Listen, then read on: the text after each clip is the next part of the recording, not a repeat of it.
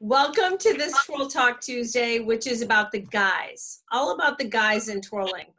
And I've gotten more and more excited as we've gone on here because I'm just excited to hear from you and to share some information and to share with the new younger twirlers that are on this and that will be watching it eventually, and just talk about your experiences and some of the history, some of the obstacles, some of the potential, all of the things that your brilliance can share and other people can ask about the things that they want to know.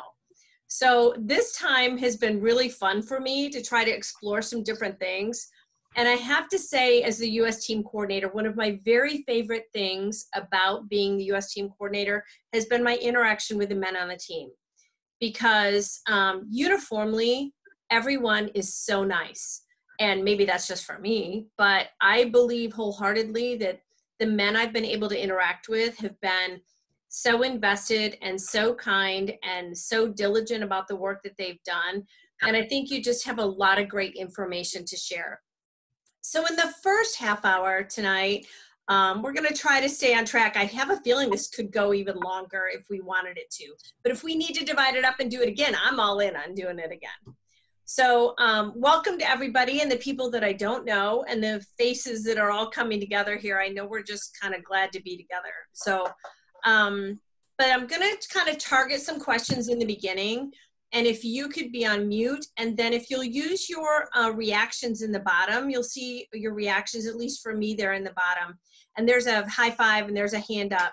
If there's something you want to say in this first half hour so we can avoid that awkward Zoom, two people talking, then it's dead silent, and then two people, then I can kind of call on you, and that'll help facilitate what's going to happen. I'm not putting my voice on this. Okay, so go ahead and go on mute. Just I can hear them, but they can't hear me. Your dog barks, and there's other children wandering around and things like that. Does anybody have any questions about how to operate anything? Some people have been doing Zoom nonstop, and others, it might be their first time. Okay, well, let's go ahead and get started. So the first thing is just the historical. I kind of viewed tonight that John was our patriarch in the group of the first people that I had asked to do this. And I kind of wanted to ask him his history of what inspired him to twirl. Because I think that, especially here in Michigan in the Big Ten era, it was all about the drum majors and it was all about the guys or the band, because even marching band only had guys. Michigan and Ohio State were only guys. So, John, what was your inspiration and what made you want to go further in the sport? Okay, great question, and thanks, Kyle, for just putting this all together. I think for me it was, yes, I'm probably outside of Dale, the grandpa here tonight, but I think I got my inspiration, actually, my sister and I were very, very close in everything we did in life. And she actually started twirling first. And quickly, as she would go off to her little baton lessons at the Y, she would come back and teach me. Of course, I usually would go with her and watch. And one day she told the teacher, can my brother get up and do it with me? He knows this better than I do. And so I did. And from that moment on, my very first, I guess I was fortunate enough that my very first instructor was a competitive MBHA national champion in the days of the St. Paul Winter Festival and things like that. And so her and her mother were very serious about baton. And they were excited to maybe have a male twirler, but they instilled if I was going to do it, I'd have to be really, really good. Or I would face some teasing or other things that might go on. So that was no problem for me. I worked really hard, continued with her until she went to college. And then I had watched a lot of these guys on here. I had the pleasure of a very strong male instructor at that time, and I switched lessons. My parents were very supportive. My mother sometimes was worried that I might get a lot of abuse potentially, because it was primarily, obviously, when I started and back in Oregon, for the entire state. And there was not a single other guy that twirled. But that's what I just kept going. I had great coaches, and we worked hard. And one thing I learned really quick, not to get teased so much, and I kept it pretty quiet. I wasn't really like flaunting that I twirled baton because I didn't know what to expect from other people.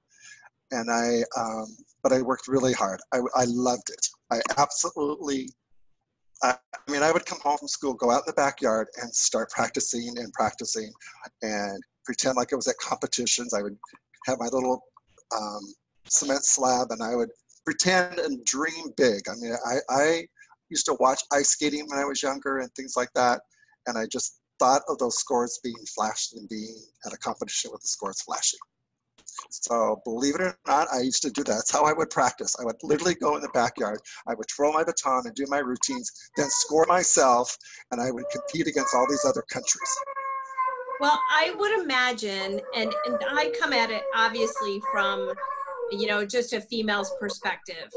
And I'm gonna mute a couple situations here. And so from my perspective, because I teach color guard, I've always known, because I taught color guard back in the days when it was scandalous to put guys in the guard on the field. And I'm like, why wouldn't I put guys in the guard on the field? But I also made sure that they were very good.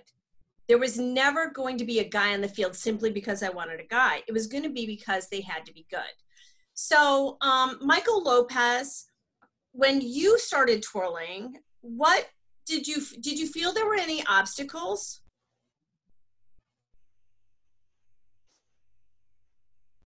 Personally, for me, I actually didn't have any obstacles because I usually twirled in my backyard, and there was fences, a big tree in the way too. So that's where I started at. I mean, I was self-taught in the beginning, but overall, I didn't have any obstacles, not even in my twirling career. Well, actually, no, I wouldn't really call it an obstacle, but it was just my first time competing in the at the U.S. trials, because it was such a huge learning curve. The whole 2016 year was just a huge learning curve for me to start kind of getting an idea for what the scoring system is and what the requirements are. So that was probably the major obstacle that I had to go through. What was your passion that made you adapt to that learning curve and really soak it all up? Well,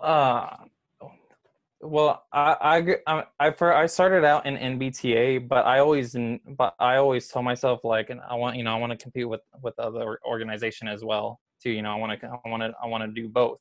Mm-hmm. So then we at an NBTA contest, Sherry was judging at, and that was the first and last time Sherry ever judged me, and I had her throughout the entire day. And then mm-hmm. later on after that. After the contest, she taught me for a good hour and a half. I mean, we got a lot done in that hour and a half. Uh-huh. So then after that, she started guiding me through with USCA. I had my first coach with me. That was kind of. Let's specify that. Huh? Let's specify that your first coach was with you and approached me. Okay. Yes. Yes. Yeah. No, and that's exactly what happened too. Well, and I think so. What one of my things would be about this for everyone in the group would be that I really would love for the recreational level of twirling to grow. And so sometime tonight, we're going to start to address that a little bit more from encouraging young men a little bit more. But the fact that your coach reached out to someone else to take you to the next step is just such a wonderful gift. I think that the more we can sit here and say, all of us have our skills. And if you are the coach that can start someone from a recreational standpoint and then send them on, that would be amazing. If you are the coach that can do the whole thing, that's great. But I don't know that we can all do all things. So go ahead. And that truly is that is truly a blessing too, because she told me, hey, you're going to another higher level that, and I don't know how to say it in a subtle way, but I can't teach that higher level of baton. So that's when I started transitioning over to Sherry, and thankfully my coach, my first coach, had recognized that. Mm-hmm. So Jonathan Birkin, were there things in the sport that you felt were misconceptions or hurdles to overcome, or is that me putting that on a male twirler? Or what, were there any things that you had to overcome, or did you feel you had to try harder because you were a boy? Well, so very similar to what John was saying about I had a spot lesson with Cheryl Wimberly, and I had to have been 12, 13. And it was the first time I'd ever seen Carissa twirl, first time I ever had seen Sean twirl, and like my eyes were, popping out of my head.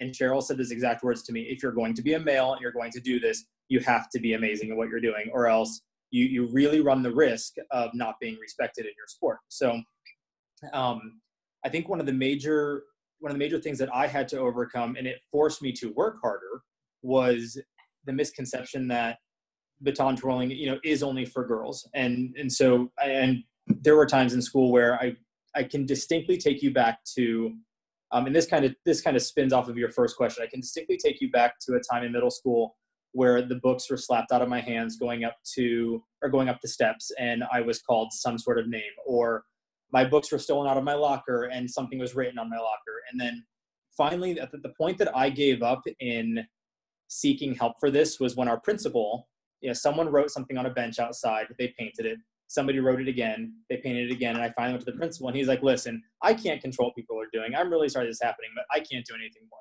So that was when I came to the realization that this had to be something that I took in my own hands. And it wasn't about, trying to, hide my sport or stay quiet or whatever. I was going to use, what God had given me to work harder, to make a statement, and to make people want to watch me. So I think that was my biggest motivator.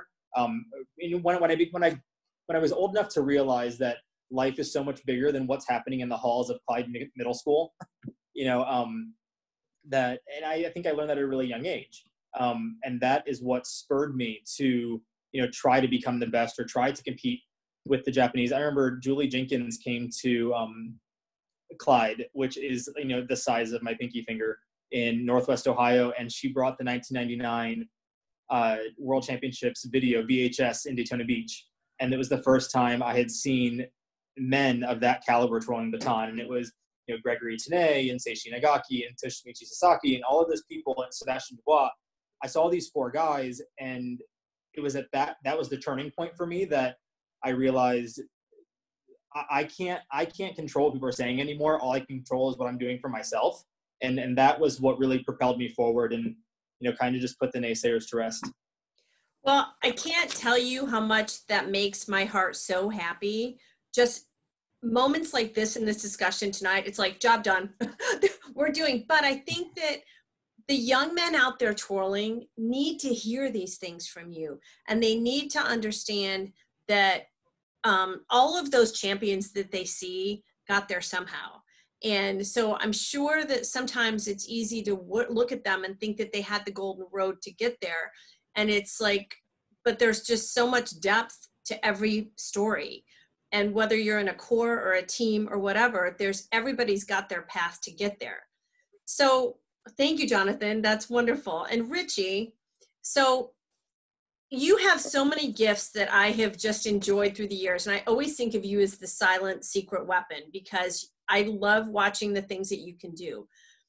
Do you think that you have some advantages, and this is not boastful of you or anything, over the female athletes? So what are the gifts that the males bring to performance that maybe the females have it a little bit different? So tell me what you think are your strengths as a male twirler. Yeah, see Jonathan smiling there. That's a hard question. Sorry about that. Yeah, no, I do think that there's definitely some advantages that certain guys might have over other girls, but overall, I'm not sure if it's equal across just between like different sexes, maybe also from genetics of just the individual. So within the guys, within the girls. But I think if I were to compare myself as an example to my sister, one obvious one that we would struggle with in practices was I had a little bit more strength to actually propel the baton upwards, get more height on my tosses, and would naturally want to put a little bit more spin on my tosses, which might not necessarily balance out with what she was doing. Likewise, I've always struggled with flexibility. It's something I've worked at consistently, but I just consistently, wasn't showing quite as quick a progress as some of my friends that were competing that were girls.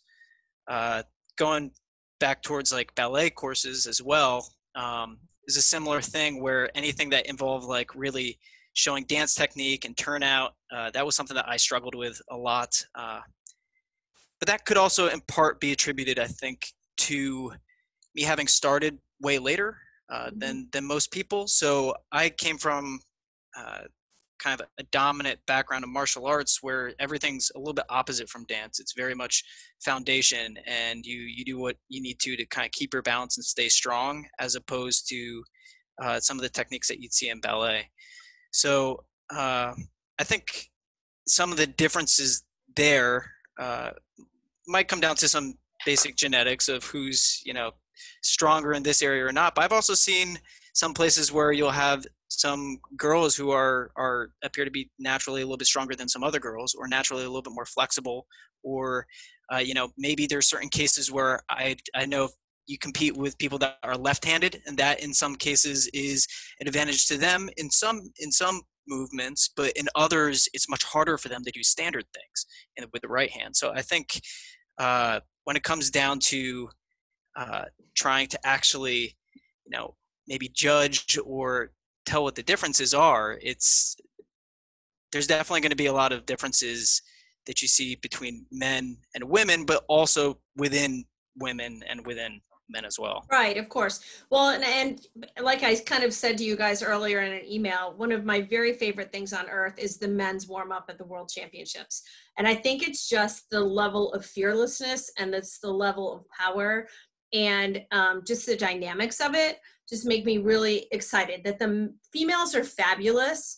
But I think that the minute the men approach the floor, there's just a different quality to it. And whether it's athleticism or it's just the sheer competitive nature in a different way, I think that, we all certainly value everybody's qualities of what's going on, but there can be a time when you go, the men's group can be rock stars and really buy the audience in. And that's kind of like, as we evolve this discussion tonight, I want you thinking about the younger man and the younger twirlers. And that's why I kind of bring together some of the obstacles versus what makes you competitive, what makes it exciting. So that leads to Michael Harris. If you were going to sell this activity to a group of young boys and their parents, what are the things that you would be most valuable to you to sell them on? Well, I think that I would make sure, and I try to, that there is a place for them, in the group.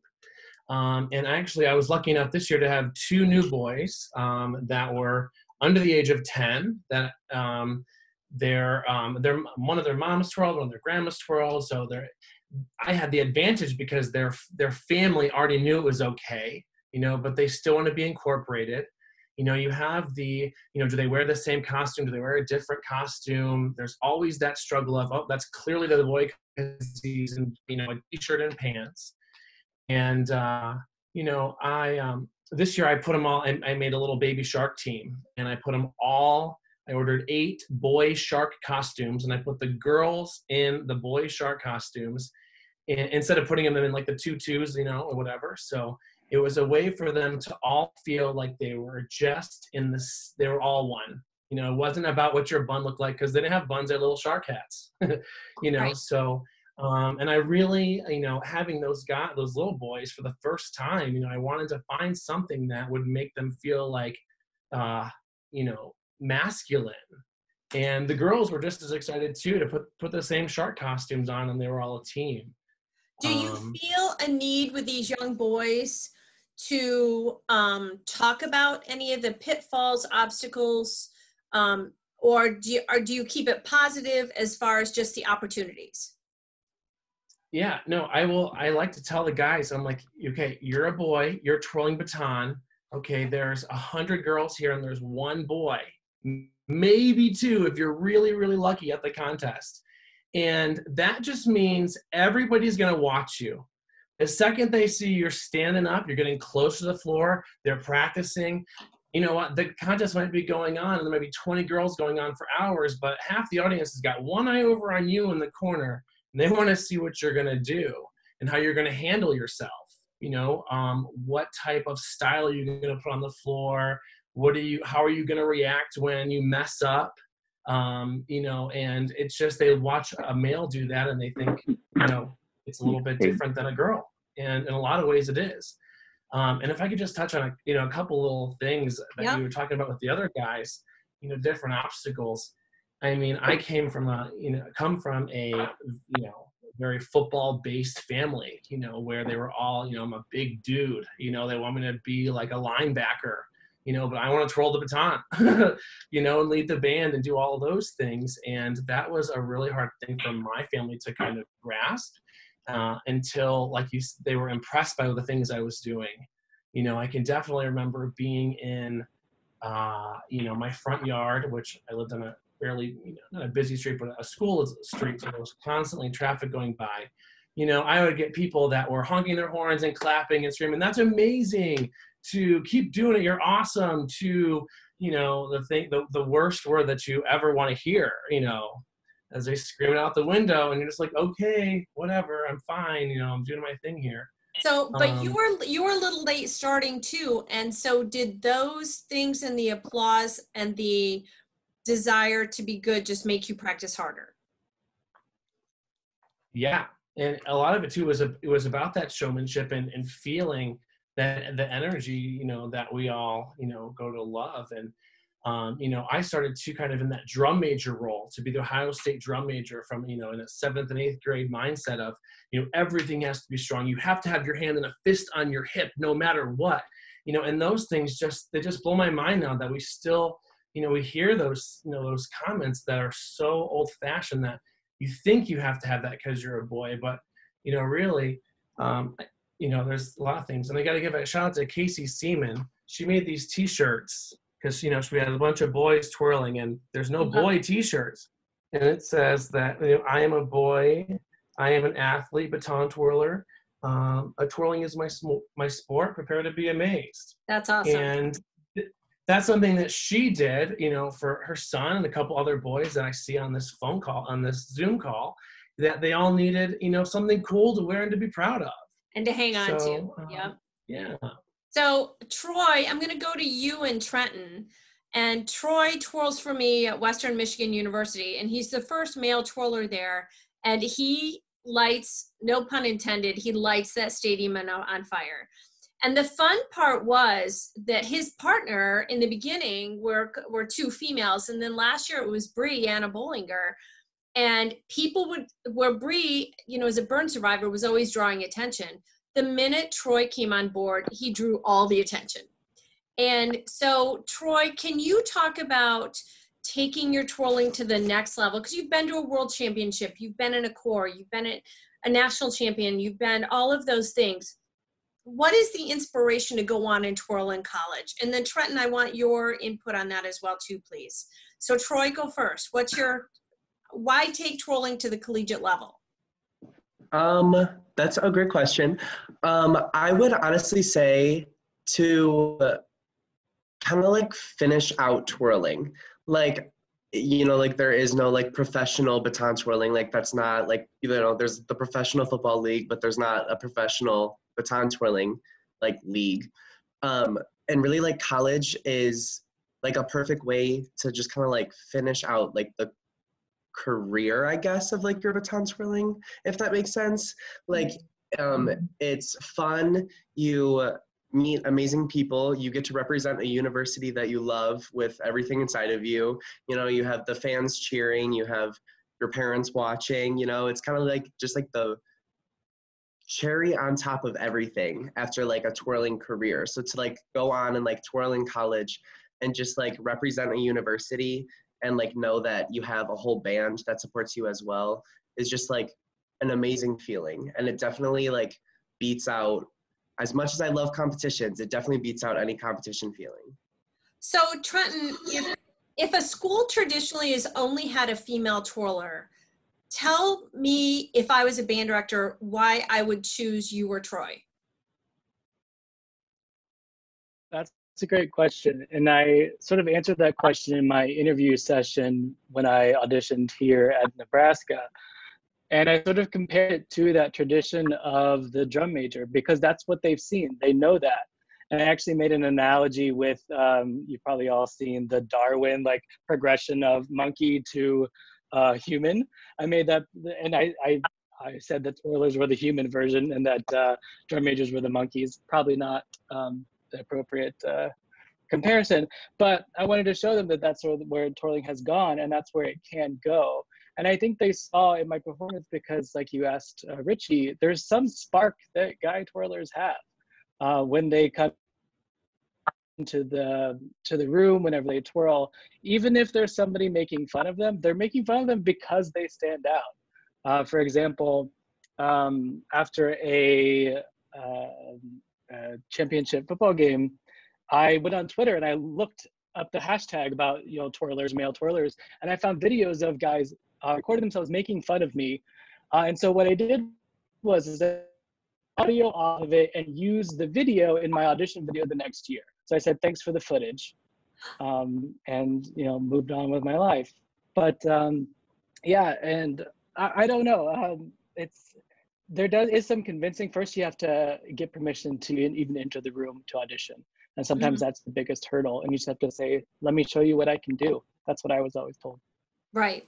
No, I think that it's happening more and more. And one of the analogies I use, and Troy's familiar with this from the gym, but you know, the testosterone starts coming around when there's basketball dudes around, when we can all be in a gym again together, and they start infringing, especially on the females. They won't do it to a male twirler there, but they'll come around and they're like bouncing the basketballs and they're shooting hoops. And then finally, until I've had it, and I look and I go, listen, this is all about safety. I can probably catch that basketball and a baton at the same time. I'm not so sure you can. So this is all about safety, and you just might want to back up. So, you know, and that air of respect in an athletic setting is always fun. And I think when you can get in the environment when you're around other athletes, it just breeds respect. And it's great fun. So if you were getting your son into twirling right now, what would you share with them? John Chamberlain, what would you share with them? And then we're going to open things up here. What would you share with a parent that's contemplating getting their son in twirling right now, the good and the bad? I think the good is that be able to learn to express, it's an athletic, but with artistic inclinations. And hopefully the person that I'm working with is, or speaking to, you know, their son, they want to do something in the artistic sport world, would be much easier. They're going to learn to become stronger and more independent. I felt that's something I know that was a strength through the very beginning of twirling all the way through. It's taught me to be a stronger person, has taught me to be a more expressive person, and thus that continues through your whole life. I think it's the pitfalls potential. I mean, I'm surely going to let them know that, you know, they're, especially here in the U.S., they're entering an activity that is still female dominant. There may be some challenges along the road because of the male-female, or the male participating in what I think the U.S. population socially still thinks is a female activity. But that as long as they work hard and they are good at what they do, they will earn the respect. And that's a life lesson. I mean, learning respect by what you accomplished on your own or had to struggle through is amazing. And I think that's, to me, I know I claim a lot of things in my whole career in my non-twirling career, totally bank it back on what I learned in twirling, obviously. And obviously, we didn't get to do the interviews at the pageants and learn all that how to do. But as most of the guys have said, when you took the floor, you were the center of attention. When you left the floor, you were the center of attention. A lot of people wanted to come up and talk to you. A lot of girls wanted to talk to you. I guess along the way, I was probably more harassed by females than males in my career. And I still, in a negative way. In a negative way. Really? I think, and maybe I don't think my parents protected me from anything. It's just from what, as you grow up, do the men have advantages over the females in the sport? In some ways, yes. There's less of us. So it's quicker, you get more noticeable, you get more titles potentially if you stick at it, because there's just fewer men to compete against. Unless you're against Brian Champagne and all those other people, but you always have to end up second to. I don't mind. It wasn't about, to me, it wasn't always about first, but from the 10, 12 years before I ever won a national title, I have more second place medallions than any guy on this screen tonight. Well, but that's okay. We always say that, good breeds good. And so getting second to great people makes you really good. Because I was very fortunate back then. When I grew up, my first national championships, Dale White won two baton. That was the national champion. Michael Tagg was competing in those days. There was just a lot of good, strong male twirlers. And if you made the top three in nationals back in those days, you were proud. You were proud to be on that podium of the top three for sure. Okay. Michael Cruz. I went to, on the very first world team. You got Michael Cruz and Glenn Bittenbender and myself. Right. That's back in those days. And it was, I think we each made each other better. Always, always. So in this group, we've got world champions and national champions and people just starting. So we know a couple of years ago at, I don't know where we were, like Richie, I think you were there, and the group of men that, there were a couple negative comments online, which is always going to happen. But the men, Michael was there, and the men were really offended by it.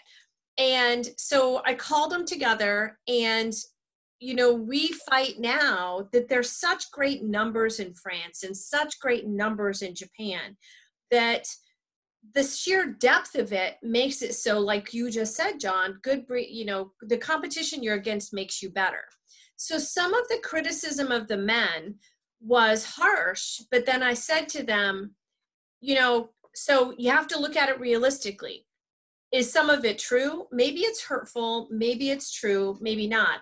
But in any event, you have to make your statement on the floor. You can't make it in words on social media. You can't do any of that. So how do we inspire our country as a whole? Let's open this up to everybody, that I would love to see more young men involved. And then when we look at more young men involved, how do we keep them growing now at the same rate as the other countries that we go against? And not that everybody has to go there. I'm just going to be happy if we can have recreational groups of young boys. And eventually it can build up to, the higher levels. How do we get those boys? Go ahead, Marshall.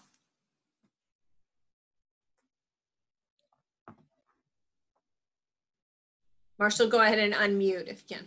Okay, there we go. Sorry. That's okay. Hi, everyone. So, Marshall here. You may have seen my son floating around here at William. What you actually described really, we've actually encountered it. So last year I proposed to my fiance, and during the rehearsals outside across the street from us is where I'm practicing right now on a basketball court. And there were negative comments that he overheard from some of his schoolmates and everything. And I also have to be weary of derogatory racial terms because he is we're not of the same race. So I was prepared for that, but I wasn't prepared for people to really stepped into the old school realm that I dealt with. I came from the Southwest PA, Sherry Vignoli area that was, it's still very backwoods, very men behave a certain way, women behave a certain way. Those gender roles are still defined. So what I had to do was I actually had to take him aside and let him know that, hey, this is a fact of life. If you love to do this, and I hope you do, I'm going to push you, but you have to love to do it. You have to really want it, because if you don't want it, there's no use in going further. And he picked it back up. We had an amazing performance. He had his first no drop in his first public performance. So I was excited for that as a parent and as I call it assistant coach, because we have the same coach outside. We have Dale Thomas. So looking at that, and I am seeing some younger faces. It's going to be different depending on where you live. Also, I got to travel. I took a 15-year break from competing, coming from NBTA and now into USTA, and it's a whole different world. It absolutely is. I go back for my homecomings to twirl with my high school marching band, and I still have to notify the police. So some things haven't changed. Wow. And do you think that that's a leadership thing? It is. And I didn't realize the effects. And I've heard people, because Glenn Bittenbender lives right down the street from me. Okay. So he and I were actually having a conversation one day, and he's like, I didn't realize the effect I was going to have. And I didn't either until I went back for one of my reunions. And I was the first person to ever be out in my town. My city was under 2,000 people. And I came out in 7th grade, and baton twirling was where I could really retreat, baton twirling and dance. Mm-hmm. I was in a professional company at that time, so I came from a strict dance world. Mm-hmm. And years later, I went back, and there was a transgender student in the color guard, and there was also another gay student in the color guard too. They had bonded and were supporting each other, and they rushed up to me and said, "You don't realize what you did so many years ago." I'm like, "What?"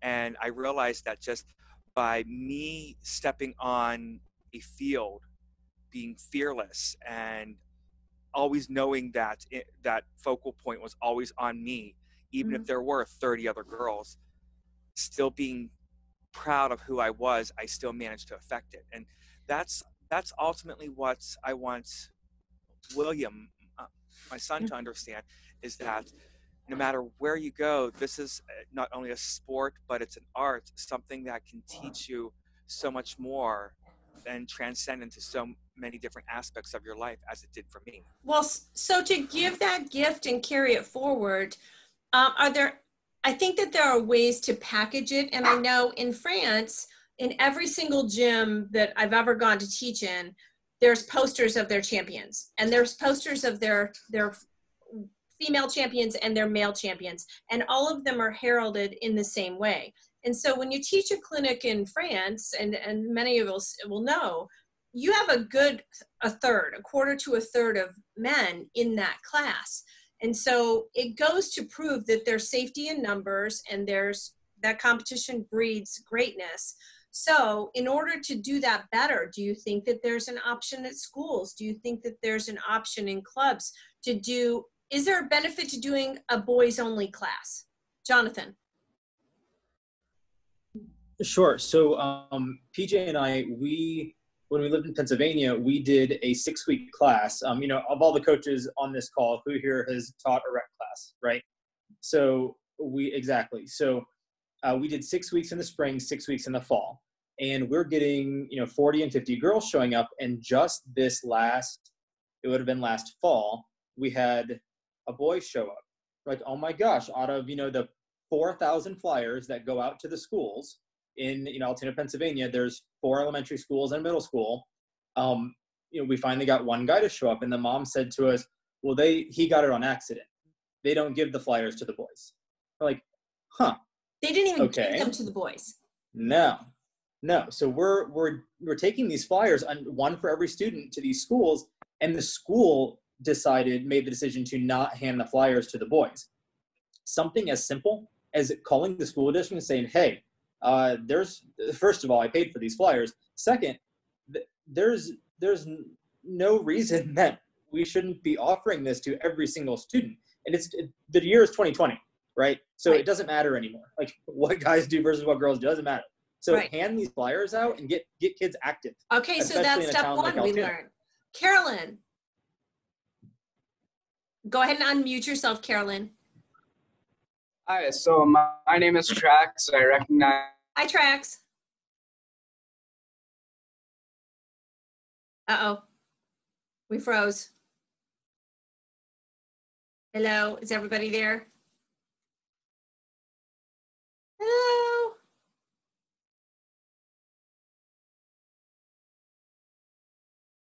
Twirled for my middle school, and I'm currently twirling for my high school, and I've received a lot of support throughout the community and throughout my baton twirling teams, which have pretty much been all girls since I started.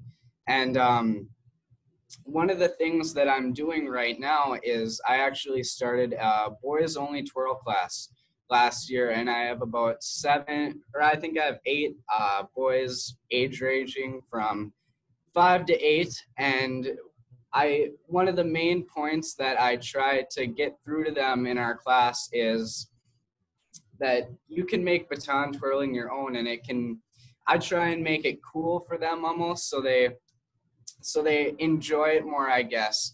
But I was supposed to take them to their first competition in June, and unfortunately that's not going to happen this year, but I'm hoping that a lot of them will stick with me.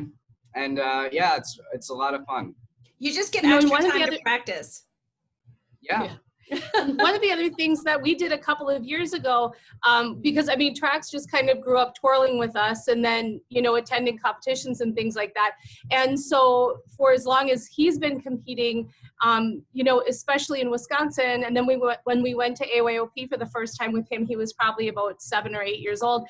You know, there was only the advanced boys category, which, you know, I can understand because there's not a lot of boys. But then as he was growing up, he would have friends that, you know, got a little bit interested and they would want to join the team. And so I took some of the boys that I was training along the way to the competitions, but then if they were the same age as Trax, they would have to be in that advanced category. So it was really discouraging to those new kids starting. So I talked to Dennis Kaminsky to see if we could at least add a beginner level for boys in the state of Wisconsin. And so we did end up adding in that beginner level for boys in Wisconsin. And then we were at AYOP 2 years ago, I think, and then they had the beginner level for boys there. And I know at least just trying to encourage boys and get them over that hump, adding in that beginner level for us and for me training boys was so nice to have, so that it wasn't discouraging for those newer kids coming in and doing it and competing against advanced athletes. Well, it sounds to me like there's a lot of education that can happen, and it sounds like your voices could be really valuable.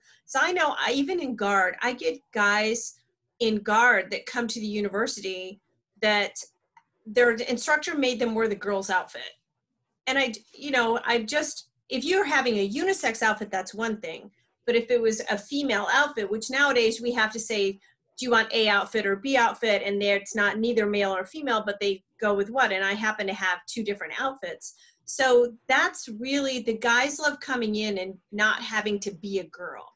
And if that's not what they want to do. So I think the more that you could educate and get classes out there because we also have such a gift in the martial arts territory. So you mentioned that, Richie. Are any of you involved or reaching out to more stick twirling, more of the martial arts type fields? Richie, are you still involved in that? Hi there. Can you hear me? Yep. Awesome. I am. It's more of a just an enjoyment pastime side of things, but also professional venues. So you have a lot of fire spinners and poi artists out there. one thing though that I really appreciate about their perspective on it, because it's kind of where I came from with my origin, was it just comes down to manipulating an object, whether it's a ball, it's a stick, it's you add fire, you add lights, whatever. It's an object, and there's nothing that specifically makes that a guy's activity versus a girl's activity. Which is why I think when I started, I might have been a little bit naive, because I didn't really understand why there was that division, why there were more girls than guys doing it. And then I had quit several times, or I should say I didn't take it on full time until I was older, and I think I just realized it was something that I really wanted to do. But in those other communities, there's definitely, I think, a lot of people that take interest in baton. And recently, even my sister and I were lucky enough to travel to Indonesia, and we got to interact with a lot of the local people there, and some of the kids. And when I say kids, probably teens through early 20s. And we brought a couple batons, we left them with some batons, and they just gravitated towards it. And we started doing something where we could show them that these skills apply to more than just batons. They actually apply to just stick spinning in general, which is my start came from weapons manipulation with what you'd call almost like Filipino fighting sticks. Okay. And bow staff. Mind you, I was probably beginner at best, but there are direct correlations, and also really, if you go back before even the majorette history, some other history there within how martial arts has played in some of the arts worlds as well. And to me, that relation was always pretty clear. And then I just loved what baton actually had in addition to that to offer. So you're kind of like refining down some of those skill sets. I think the engineer perspective here, a baton is beautifully engineered to be able to do a lot more than just a standard stick. Right. So I think if there was that kind of perspective, that we could kind of move away from some of the stereotypes that are out there, and people just kind of viewed it for plainly what it is, you'd probably have a lot more guy involvement, because I think it's probably almost even happenstance that I ended up sticking with it and getting involved. And I think it's just because my sister was strong and continuously doing it. And so when I was just continuously exposed to it, I realized it was what I really wanted to do. Right. So Jonathan, you're our Canadian voice tonight. Tell us about things in Canada and your perspective on your sport, where you're going or where you've come from. Can you hear me? Yes. Hi, everyone. So in Canada, I'm pretty much the only male twirler. And there is a few in Regina that are starting up, which is really nice to see. But like, I live in Manitoba and I am the only male twirler, and we have so many females. And it's kind of sad to see that. And we try to make it very boy friendly and like get people involved, but it's so like hard, I guess, because hockey for us is so big. So every athlete, or like when their parents are like, oh, I'm gonna sign my kid up, it's always hockey. So that's kind of where that is. And we've tried to get into schools and stuff, but schools shut us down constantly.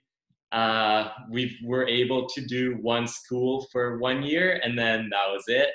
People didn't show too much interest. So how did you get involved? What inspired? How come you're the amazing twirler you are? So I started with gymnastics and did that for like 6 years, and then in grade 6, I decided that I wanted to do baton because I saw a talent show and I was like, oh, I kind of like this. I don't know what it is. I've never heard of baton, but I saw it and I was like, sure, why not? I'll give it a try. And then that summer, my dad built me a baton because I couldn't find a baton to buy anywhere because we don't have any stores that sell them in where I live. So then Dad made me one. And after that, as soon as the season started, we contacted the club and they're like, oh, come in, like, they got super interested because a male finally wants to join. And so I joined, and now I'm twirling. Well, I'm so intrigued by all of your stories. I think that these are really, really good stories. And we kind of have some movers and shakers in several organizations here tonight. So what would you, if you could have anyone's ear to make things better for the future, what is one little snippet you could give to pass on tonight so that we can see people like you continue to come to the sport and continue to thrive in it? So go ahead, Marshall. Unmute, Marshall. There you go. I'd stress be yourself, and keep your style you. That was the biggest hurdle, but also the biggest joy once I realized my style. Coming from my era, which Sean Wemberley era, but also from where I came from, we had to twirl with a broken wrist. I don't know if anybody here, well, some of you may be familiar with that, but I was uncomfortable with that. And then in high school, they tried to make me twirl with the very effeminate arms. I wasn't happy with that. So finding your own personal style, and that's where the artistry comes in. So find your style and stick with your gut. It's going to be you, and you can then look back and say, that's me. That's not my teacher, but my teacher helped get me there. That's not so-and-so. But stick to who you are. Okay. Be who you are. Dale, you know I love your thoughts. So as far as the next generation of male twirlers, how do we find them? And go ahead and unmute if you can. Okay, okay, now can you hear me? Yeah. Well, I think back in the day, it was a little bit different than it is now. I think that self-expression, I think that the world of dance, I think that the whole performance arts qualities and just the connectivity that we have worldwide to that is so diverse between male and female that it's not the same stigma now as it was back then. But beyond all of that, I think the biggest advertisement for twirling, or really any activity, but specifically for our needs, is that the life lessons that you learn. You're going to become such a discipline. You're going to do well in all the other activities that you do. I mean, how many times have we heard that baton twirlers make better students because they know how to time manage, they know how to prepare, they know how to take a test, they know how to focus. There's just so many things that you learn just as a result of your years in twirling. That's the things that will be, set you up for substance later on in life. I think that's what we need to promote, is that, it's a sport, it's great, but it just comes with so many more benefits than just a medal or a trophy. So right. that's what I would use, in terms of just promoting, the sport to the males and females, but, just specifically for males too. So Brian, you're the social media rock star around here. And if you were stepping at it, looking at things aside from your own experience, so what could the twirling world do better to make it attractive to the next generation? To take posting quite seriously. It's not just a joke. It's not just like I'll see people post a twirling thing and it's like a 4-count deal. And I'm going, keep going. And, I think if they would post a lot of actual videos of them twirling, that's what would catch a kid's attention. And I remember back when I started, I begged my parents at age 5 to let me twirl. And I begged them for 2 years, and they said, boys don't twirl, boys don't twirl. Now, I grew up outside of New Orleans, and, we had parades because it was Wednesday. And I said, I've got to march in front of the band, and I've got to throw that silver stick up there. I just had to do it. And I wouldn't give up. And they finally said, oh my God, let him start. He'll quit in a year. And that was when I was 7. And then, 14 years later, I won nationals. I never quit. But, I was very fortunate as a child, or my whole life I have been, that if I have no respect for you, you can say anything to my face you want. You can say it on a loudspeaker in an auditorium filled with people. I don't care.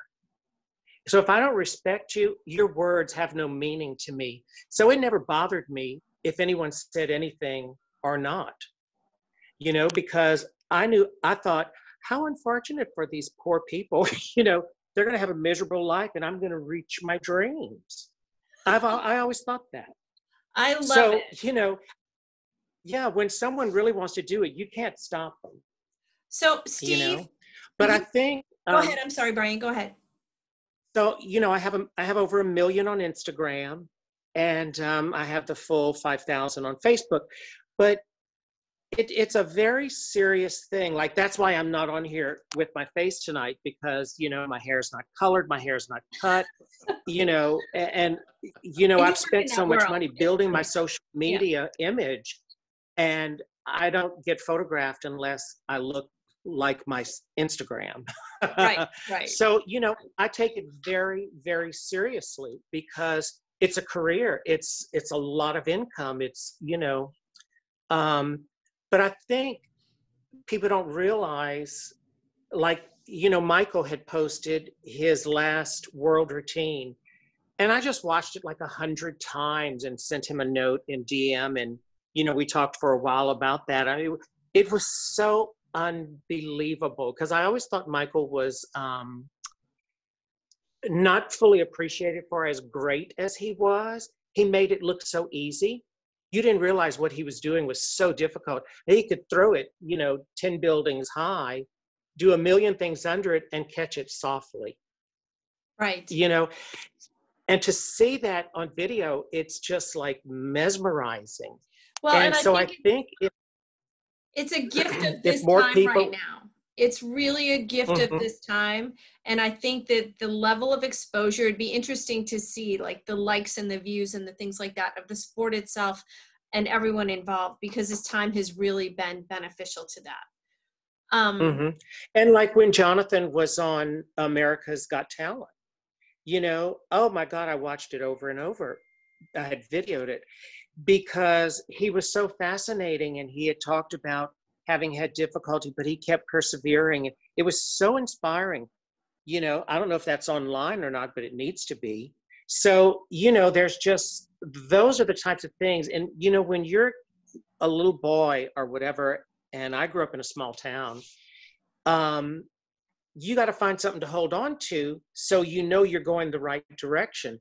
And that tape of Michael, that tape of him, and I want more of Richie, and all these kids, you have it to watch over and over and over. And unfortunately, dreams are something no one can see, so only about them. And just to see those champions tapes, it allows you to hold on to it until you get there. It's very inspiring. And I think that the more that we can keep putting things out there, but I think above all else, it's not just the champions. The more we can reach the people that aren't here yet, because the people we have twirling, we've got them, and they're going to stay, or they're going to go further, or they're going to find a different coach, or they're going to find another avenue.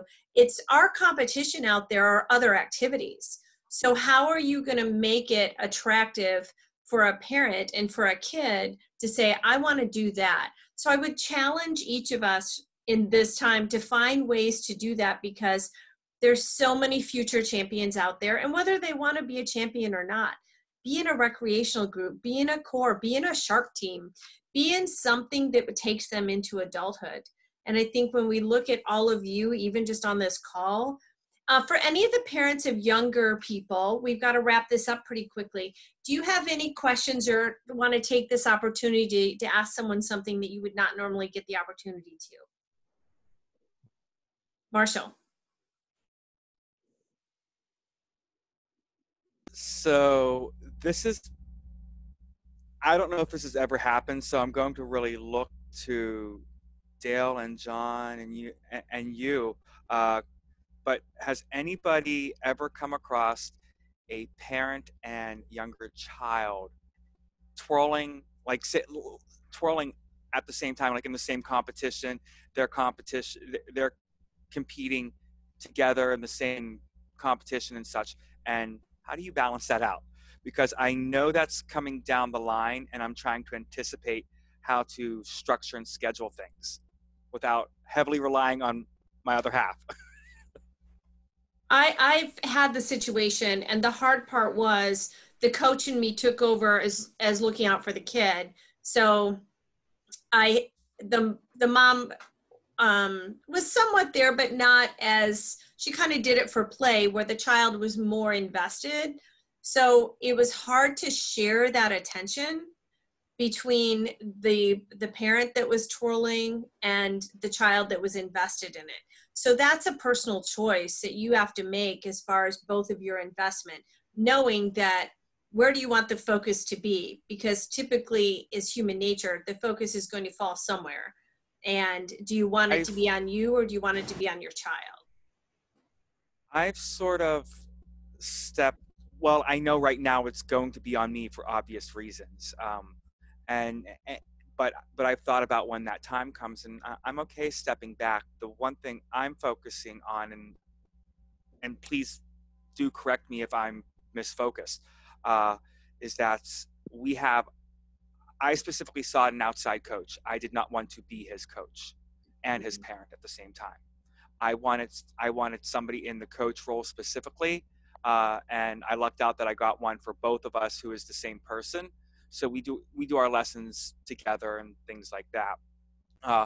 But I'm really trying to maintain that separation of, hi, I'm the supportive parent, not the coach. Right. Does that, is navigating right for success? Hi, Dale. Hi. Well, I have an opinion if you want to hear it. I know you always do, and I'll always listen. Okay. Well, first and foremost, I mean, you know this. Your first responsibility is being a father to this child. I mean, and you're going to be doing that until he's 18 years old. That's number one. So as long as you keep that as priority, no matter what, because that is your responsibility, and that's what you have to always keep in mind. And then everything else is secondary. I mean, your practicing is secondary to your fathering.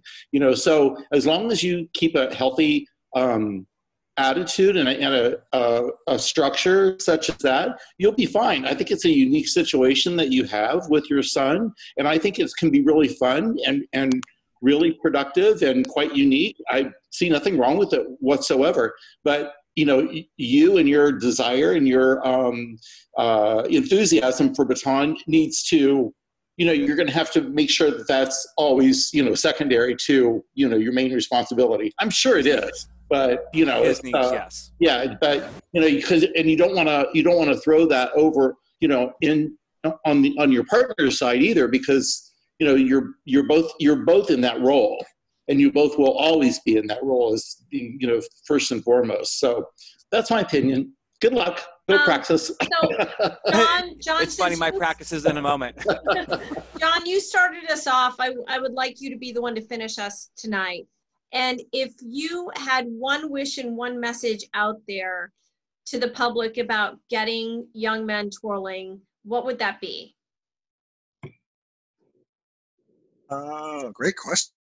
Oh my gosh. I think, because I sit here listening both because I in my role currently in USTA and in the development of the sport, take this as a serious responsibility right now. Because I think this is an area where every time I've come back from the World Championships and I see the other countries have surpassed us especially in the male category. I mean, you have to, back in my days, back in the 80s with Michael Cruz and then Mark Nash and all of that, we dominated for those first 10 years. And we're the ones that created this environment for others to grow. So I really hope that we take it serious to reach out to those other avenues where there are males who are wanting to participate in an activity like this. I mean, Richie mentioned some. There are other activities out there that are so similar currently that we should be out there marketing our product to them. And I think that's where the organizations can step up a little bit more. You know, we've been so much in promoting this. I don't even say we do a good job promoting twirling as a sport itself, number one. But if we would do that better, and as a true athletic sport, I think you'll start seeing more and more males participate. Because activities, I think, as our country has begun to socially accept a lot more diversity, we're nowhere near where we need to be. Other foreign countries, you can look at, when you go to France and Japan, they don't have some of those same social barriers that we still hold on to here in the United States.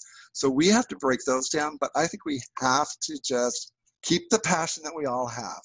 But how can we take that passion to the up and coming? And that's always been, you know, the whole mentoring program and developing these kids. And, you know, I've had a few male twirlers that I got to teach, and, you know, it's tough, but I think it's the skills they learn and the life experiences, whether it's the travel, the career opportunities that came my way because of my advantages in the sport. Well, and I think don't underestimate, it's darn cool. I mean, it's pretty fun when you are at band practice, and guess how many guys sit there and want a baton and want to learn how to do it. So don't ever underestimate or undersell the cool factor, because I think all of you have such a gift for being able to show the magic that can happen with a silver stick. And if you go back to your very first time, the very first time you grab a baton and you can do something, it's magic. So I think that that's a quality. All of you are great leaders in it. I think that you have the ability to bring along the whole next generation of young men twirlers. And like I said, it's my favorite thing. So I just wanted to thank you all for coming on tonight. This is just such a fun opportunity, and it's really been my turning lemons into lemonade, and just a great time to have together. So this will be posted eventually, and I think that there's a lot of people that could get value out of it. You've all got great stories to tell, and I wish we could go in depth with all of them. But thank you for your contributions to the sport. And if anybody has any other questions, then you know that you can always reach out and I can direct you to the person you want to send that question to. But thank you for coming on tonight. You're amazing individuals and great twirlers. Thank you. Thank you, Kyle. Thank you. Yeah. Kyle. Thank you. Thanks, Bye. everybody.